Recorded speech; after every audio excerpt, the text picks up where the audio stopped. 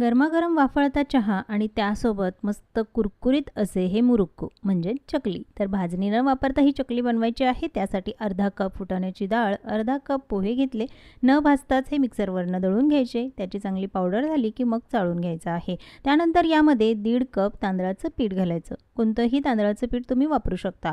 1 teaspoon हळद, 1 tablespoon यामध्ये धने जिरे पावडर आणि थोडासा ओवा हातावर चोळून घालायचा. त्यानंतर यामध्ये 2 टेबलस्पून घातले आहे तीळ आणि 2 चमचे लाल तिखट घातलं.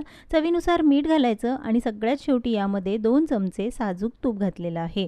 तूप गरम केलेलं नाही, थंडच वापरलं आहे. तूप पिठाला व्यवस्थित लावून घेतल्यानंतर यामध्ये लागेल तसं पाणी घालायचं, पण हे पाणी कोमट आहे. 1.5 कप पाणी एवढं पीठ भिजवण्यासाठी लागलं. तुम्हाला ते कमी जास्तही लागू शकतं. आता आपण चकली साचा न वापरता ही इलेक्ट्रिक मशीन वापरणार आहोत. यामध्ये तुम्ही शेव, चकली काहीही बनवू शकता अवघ्या काही मिनिटांमध्ये. ही मशीन जर तुम्हाला हवी असेल तर लिंक डिस्क्रिप्शनमध्ये आहे आणि प्रोडक्टसुद्धा मी टॅग केलं आहे.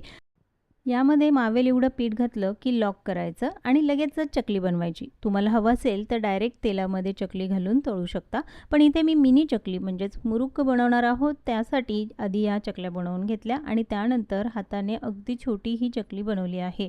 तुम्ही तुमच्या आवडीनुसार बनवू शकता. इलेक्ट्रिक मशीन असल्यामुळे हात न दुखता अगदी काही मिनिटांमध्ये ही चकली तयार होते. आता तळून घ्यायची आहे, पण तेल कडकडीत गरम करायचं नाही. मध्यम आचेवर तेल गरम झालं की मग चकली कुरकुरीत होईपर्यंत तळून घेतली. तयार आहे मुरुक्कू.